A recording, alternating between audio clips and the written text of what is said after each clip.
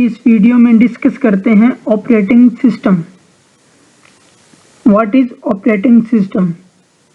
Operating system क्या होता है, characteristics, types, advantage and disadvantage. जब आप ऑपरेटिंग सिस्टम नहीं था तो हम कैसे कंप्यूटर सिस्टम से इंटरेक्ट करते थे, इन सभी चीज़ों को इस ही एक ऑपरेटिंग सिस्टम वाली वीडियो में डिस्कस करते हैं। तो सबसे पहले ऑपरेटिंग सिस्टम क्या होता है, डेफिनेशन से स्टार्ट कर रहा हूँ। Operating system is a collection of set of program. Operating system जो है सेट ऑफ प्रोग्राम का कलेक्शन है। यहाँ पे आपको जो सेट ऑफ प्रोग्राम दिख रहा है इसको आप सॉफ्टवेयर भी कह सकते हैं। Which manage all the resources of the computer system. इसको आप सॉफ्टवेयर भी कह सकते हैं। यहाँ पे कह सकते हैं software collection of is a operating system, जो कि हमारे कंप्यूटर सिस्टम के सारे रिसोर्सेज को मैनेज करता है। कौन मैनेज करता है? ये ऑपरेटिंग सिस्टम मैनेज करता है। यहाँ पे हम अपने कंप्यूटर सिस्टम में जितना भी काम करते हैं, जो भी कंप्यूटर के रिसोर्सेज होते हैं, सभी को यही मैनेज करता है। कंसिडर करते हैं कि अपने कंप्यूटर में एक ही साथ 3 टास्क को परफॉर्म करें तो तीनों टास्क को सबसे पहले किसको परफॉर्म करना है, किसको कितना मेमोरी देनी है, सभी को कौन डिसाइड करता है? ऑपरेटिंग सिस्टम डिसाइड करता है। यहाँ पे इसलिए तो लिखा है manages all the resources. It is an intermediator between the user and a hardware. नीचे लाइन में देखें, हमारा जो ऑपरेटिंग सिस्टम होता है वो यूजर हार्डवेयर के बीच में इंटरमीडिएटर का काम करता है। तो यहाँ पे इंटरमीडिएटर का काम है, यहाँ पे फिगर के थ्रू आप समझ रहे हो। यहाँ पे हमारे पास एक यूजर है, ये हो गया हमारा यूजर, और ये हो गया हमारा कंप्यूटर सिस्टम, जिसको आप कोर हार्डवेयर भी कह सकते हैं। अब इस यूजर को कंप्यूटर सिस्टम से इंटरेक्ट करना है तो ये कैसे करेगा? क्योंकि यूजर को हाई लेवल लैंग्वेज आता है और कंप्यूटर को मशीन लैंग्वेज आता है। लो लेवल लैंग्वेज आता है, इसको इंटरप्ट नहीं कर सकते। तो जब ऑपरेटिंग सिस्टम नहीं था तो यूजर को तो फिर क्या करना पड़ता था? इंटरप्ट करने के लिए लंबे लंबे कमांड याद करना पड़ता था, जो कि लो लेवल लैंग्वेज में होते थे,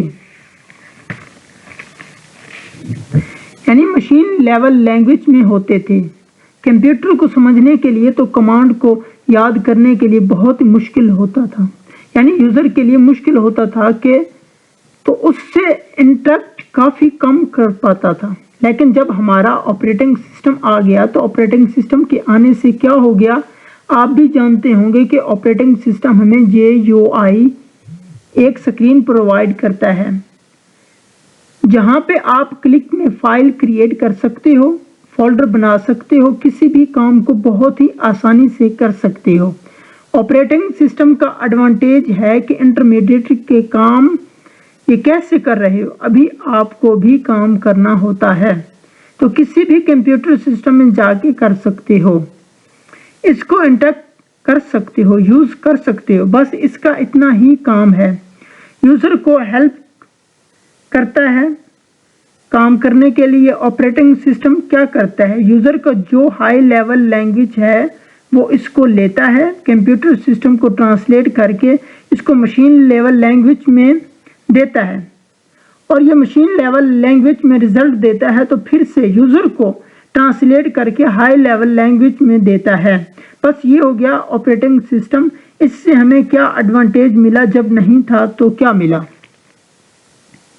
आगे हम बात करते हैं कैरेक्टरिस्टिक्स ऑफ ऑपरेटिंग सिस्टम की।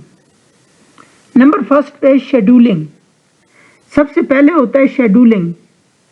शेड्यूलिंग यहाँ पे मतलब होता है कि ऑपरेटिंग सिस्टम के पास शेड्यूलिंग का मैकेनिज्म होता है। मतलब मान लीजिए कि आप बहुत सारे टास्क को परफॉर्म करा रहे हैं, तो किस टास्क को कैसे मैनेज करना है, तो कैसे शेड्यूल करना है, कैसे मेमोरी देना है, किसको पहले करना है, तो इस सब को शेड्यूलिंग डिसाइड करता है। नंबर 2 पे है मेमोरी मैनेजमेंट। मेमोरी मैनेजमेंट ही ऑपरेटिंग सिस्टम ही डिसाइड करता है कि मेमोरी को कैसे मैनेज करना है। नंबर 3 पे है सिक्योरिटी। सिक्योरिटी वो ऑपरेटिंग सिस्टम ही कुछ सिक्योरिटी ही प्रोवाइड करता है, जैसा कि आप चाहें तो अपने सिस्टम पासवर्ड लगा सकते हैं। आप अगर कोई फाइल फोल्डर कर रहे हैं तो आप इसको सिक्योरिटी कर सकते हैं। ये सब ऑपरेटिंग सिस्टम ही प्रोवाइड करता है।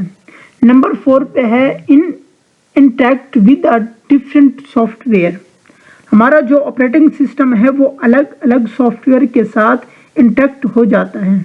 मान लीजिए कि आपने कुछ काम करना है, आपको सॉफ्टवेयर इंस्टॉल करना चाहते हैं, आप हमारे ऑपरेटिंग सिस्टम को यूज़ करके सॉफ्टवेयर को अपने सिस्टम में इंस्टॉल करके यूज़ कर सकते हैं। ऑपरेटिंग सिस्टम बहुत जल्द ही इंटरैक्ट कर लेता है इस सॉफ्टवेयर के साथ जिसको आपने इंस्टॉल करा।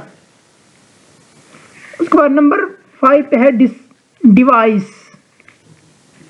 डिवाइस को भी यही मैनेज करता है। ऑपरेटिंग सिस्टम भी कैसे हैंडल करना है, हार्डवेयर सॉफ्टवेयर इन सभी को यही मैनेज करता है। नंबर 6 पे है फाइल मैनेजमेंट।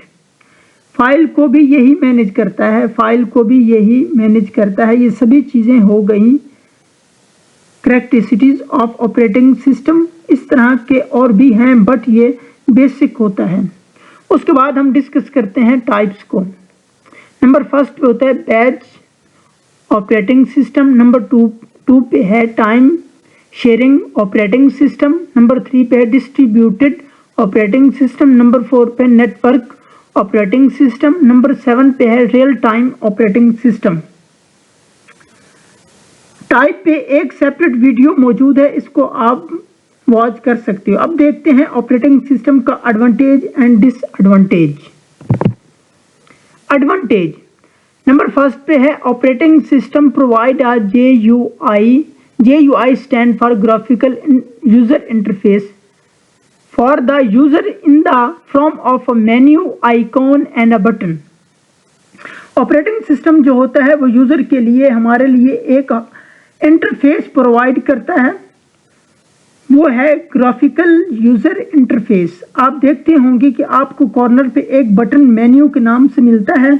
इसको आप क्लिक करें तो कंप्यूटर के सारे फीचर्स को एक्सेस कर सकते हो।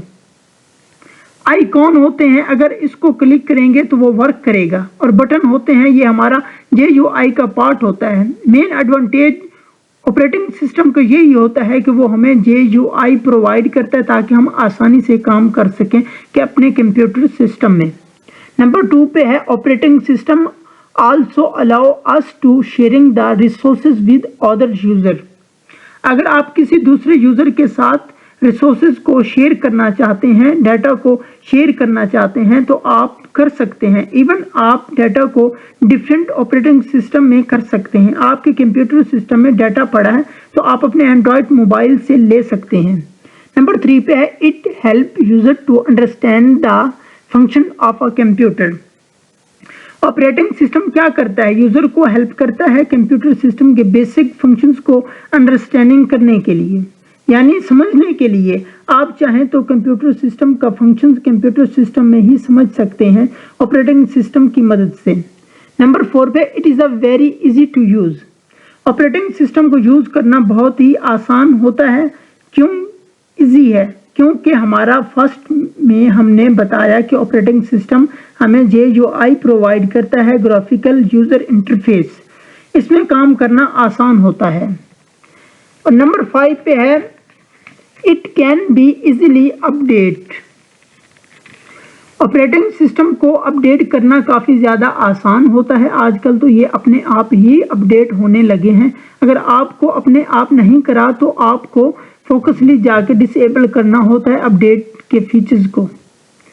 उसके बाद हम देखते हैं डिसएडवांटेज। अगर आपका ऑपरेटिंग सिस्टम करप्ट हो गया, if the operating system corrupt then it will effect entire system. अगर आपका ऑपरेटिंग सिस्टम करप्ट हो गया तो आपका एंटायर सिस्टम इफेक्ट कर जाएगा। The computer system will not work, और आपका कंप्यूटर सिस्टम वर्क नहीं करेगा। ये मैं डिसएडवांटेज है इसका, ये मेन डिसएडवांटेज है ऑपरेटिंग सिस्टम का। नंबर 2 पे only some task run at a time. अगर आप अपने ऑपरेटिंग सिस्टम में एट अ टाइम एक से ज़्यादा काम कर सकते हैं। मल्टीटास्किंग ऑपरेटिंग सिस्टम में करने के लिए हज़ारों काम हैं, हज़ारों में से आप 10-20 आप एक साथ कर सकते हैं। इस वीडियो में हमने डिस्कस किया ऑपरेटिंग सिस्टम क्या होता है, इसका फीचर्स क्या होता है, करैक्टरिस्टिक्स क्या होता है, एडवांटेज एंड डिसएडवांटेज और टाइप्स को इसमें डिस्कस किया।